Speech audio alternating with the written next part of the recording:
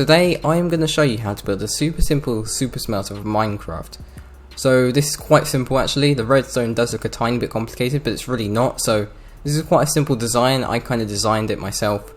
But it's extendable too, so you can make it even bigger, and it's actually really efficient as well. And it's got a special fuel restock system. So if you want to go straight to the tutorial, which you might do, then you can use the timestamp to get straight over there. And also, quick note, the item list is in the description, so definitely go check that out if you're building this on survival. It will help a lot. And if you want to carry on watching, I'm going to be explaining how it works.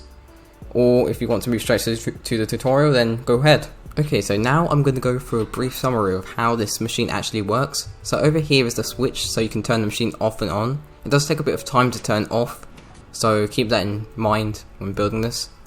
Over here, so you've got a redstone torch here, this locks this hopper here, and this means items can't enter into this hopper minecart. So that's how to turn this bit off, and now on the other side, we're turning this bit off, so we'll be triggering this. There's a target block here to redirect redstone into this piston here, and I'll just keep this piston down so the hopper minecart can't go across and refill all of the furnaces. And the input system, so this is the input, so this one's for the stone, so if you're smelting stone or iron, or whatever you're smelting. So I'm smelting stone at the moment, that's why I said stone, but whatever you want to smelt, you just put in here. Then the fuel source, so you can use stuff like coal or coal blocks even, or even lava buckets, even though I don't think that's that great actually. They're not stackable, so don't use lava buckets. But you can use some dried kelp too. Dried kelp is a really good fuel source, and I use it quite often. Now onto this bit, so as you can see, there's a comparator here, and that will detect the items inside the hopper minecart. So when the hopper minecart's being filled up with items, this will be able to take an output out of that. And over here we've got a hopper with 6 items inside. So if you do 6 times 3, that equals 24. So there's 24 furnaces altogether. And once that gets triggered, so once there's all 24 items are in here, sometimes you can get 25 because sometimes it's a bit slow leaving. So you can get 25 items sometimes, but that doesn't really make too much of a difference because like it will all the way come back. It will actually speed up the amount of items that go in here. So if I go across here, so there's a comparator here that takes the output and powers this block, which powers this redstone torch, which turns the redstone torch off. As you can see, it's redstone here that will go up here into this piston here, which will retract. When the hopper minecart is full with 24 items, this piston will retract and the hopper minecart will go across and go around the super smelter, filling up all the items inside the furnace. Now onto the next system, which is a system that refills the furnaces with coal or whatever fuel source you're using. So over here it observes this furnace. So this furnace produces a light level, so when this light level's off, so when there's no fuel left in the furnace and all that fire stuff, I'm going to call it fire anyway, it's gone, the observer will detect that and send out an output into this repeater. This has to be a repeater as there's detector rail up here and that will power a redstone here, so that has to be a repeater. Otherwise it won't work. You don't have to mess with any of the timings for that, just leave it how it is. You have some redstone over here, and then you've got an observer up here that powers this, and that will power this note block, and then the observer here will detect that, and you've got a sticky piston here, and that retracts and pulls back the block. So it's like a T flip-flop. And this block here is powered by the redstone torch, so instead of using a redstone block, which is what some people would do, I'm using a normal block as it saves redstone because I know how hard it is to get lots of redstone at once because I know that experience. And over here there's some redstone here which is powering this into here, into this target block, which is doing the same thing as this, which is turning off this redstone torch. Then when this redstone torch gets turned off, it will unpower this and repower it, so the hopper minecart will go across here and back. So I found the system to work quite well. I actually found it by accident as well. So okay, so now onto the tutorial. So make sure you have your items ready, and first you're going to need your furnace. So if I place a block up here and put a furnace here, that should be fine. And then if I put a block here, we're going to be making this sort of pattern over here, and with a furnace up here, and a furnace back here. So we're going to be making this pattern going across here, and we're going to have to go put 24 different furnaces, including this one, across this way. So a line of furnaces, a bit like this, but with the hoppers like this. Okay, so now you should have 24 furnaces going in this direction, right here. So now we're going to move on to the next bit. So we're going to get some rail. We're going to start off with the normal rail. So if I go across here with 2 blocks over here, This is to make sure that all the furnaces get filled up, because sometimes if you have this section here, you can either get like extra items in some of it or less items in some of the hoppers. So we have it like this. Over here we're going to need some rail and some detector rail, not detector rail, powered rail. So if I go across here, and we just need to make sure it all links up like that, and we're going to go across here on the hoppers, and we're going to go all the way to the end, and we're going to do this down here too. So if I fill in here, and we're going to go across here with the smooth stone or whatever building block you're using, and do the same with the rail. So all powered rail. This has to be all powered rail for speed reasons, and we don't want the minecart stopping in the middle of nowhere. So just fill this all in with powered rail. Okay, so now you should have some power rail going across here, looping round and over to here. So it should go in a loop. So now we're going to go on to powering it, because like power rail is useless without like a power source. So if I put a block here, this won't interfere with anything, and then if I put a lever here, it powers all of this, so you get lots of value out of that. And if I go across here, put a temp block there, put a block here, and not a comparator, a lever over here, and if I go across here, and we're just gonna put it here.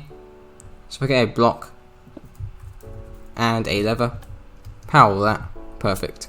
Now we're gonna do this on the other side. Go to the edge here, put a lever here, power all of this, and all of this is powered.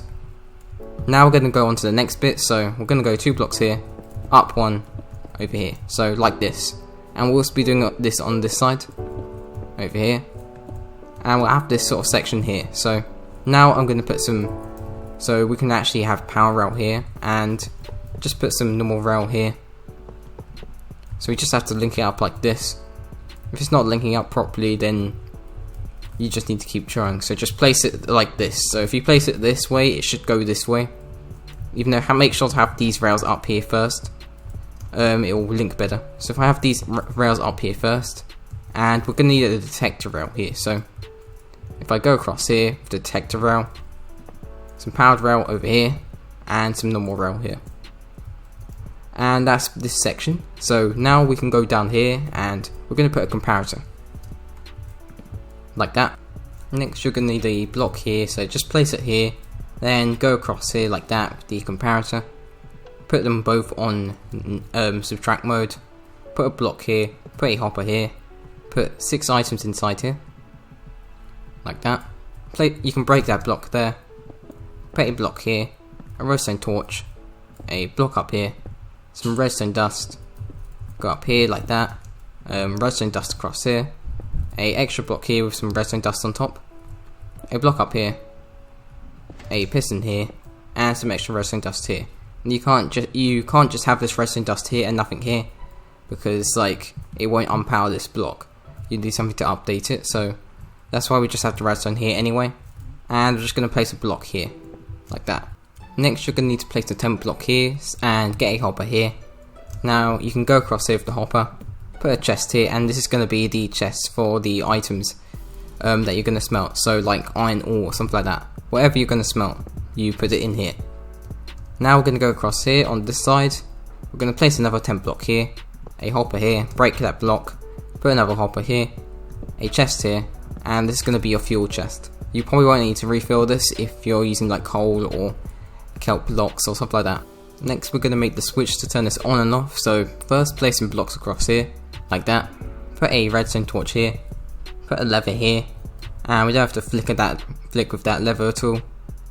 Put a block here, put some redstone dust here, and you can also replace with a slab if you don't want to use too many blocks. I'm going to put a block here. Now we're going to go with some slabs over here, and we're going to go across here like that, and we're going to put another slab here, and we're going to put a target block over here, and we're going to get a redstone torch, and that should be off. If it's not off, then you've probably done it a little bit wrong. Now we're going to go down here with the piston, and we're going to put a block here. Now we'll need an observer, just put it here, and we're going to go down here with a block. You can use a slab if you want as well to save some blocks, and I'm just going to put a repeater here, a block up here, like that, and I'll put a temp block here, some redstone across here like that, and we're going to go 3 blocks across. Now I'm going to put an observer here, and we're going to put a block here, a note block over here, an observer go here, and we're going to put a sticky piston over here. Now we're going to put another block here, a redstone torch, a block here, and we can put some more slabs, or you can use like a normal block. Slabs are quite good because it saves some blocks. And I'm just going to put some redstone dust here. And for this bit you do have to use a slab, just saying, because there's a hopper here and you don't want to lock the hopper, because that will cause quite a few problems, so make sure to use a slab. Now I'm going to go on to how to use the machine, so make sure this is off. So actually this redstone should be on, but the actual lever should be off, so make sure that's off when you're placing all of these in. So now we're going to place in the hopper minecarts. So I'll put one there, and I'll put one on the other area. So we'll put one there. Now what we're going to do is we're going to input our stuff that we'll want to smelt. So I'm going to smelt gold ore, and when I put it in, it shouldn't exit out of the chest at all. Then I'm going to go across here, put some fuel in, which will be coal, and it should start exiting out, and we're going to wait a tiny bit just for the coal to go in here. I think we're ready now. So to turn this on, I'm just going to flick the switch,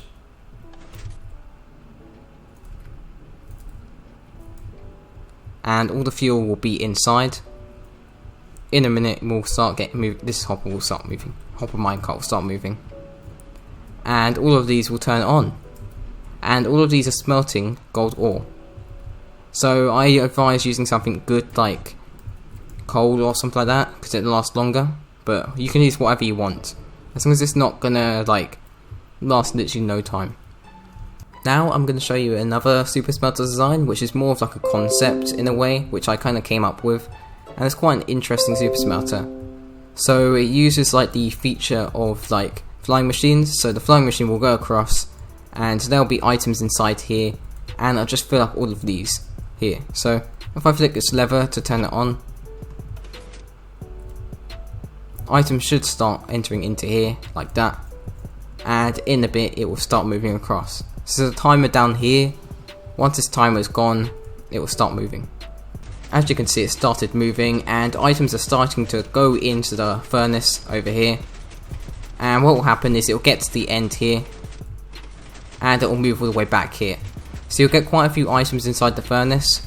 So it's a little bit random because of like the way it works, but this also works with the fuel source too, and also you get quite a bit of fuel inside of here as well. If you ever want to see this design, then I might do a world download for it, but I'm not too sure yet. So if you go down into the comment section and you can just say that you want to see a world download for this, I'll put it in the description and you can go check out this design, and also the other one as well. That will also be part of a world download with this as well. So if you want the world download for any of this, go down into the comment section and ask, and I'll be happy to do it. So I hope you enjoyed this video and found it useful. If you want to, you can subscribe. I really don't mind, because I do this mainly for fun. Like, this is really fun to design, especially this flying machine one. This one was really cool. Like, I'm probably going to build this in my base. So if you want to, you can subscribe. I really don't mind at all. And if you want to, you can also leave a like. I'll see you in the next video if you're going to watch any more of my videos, and goodbye.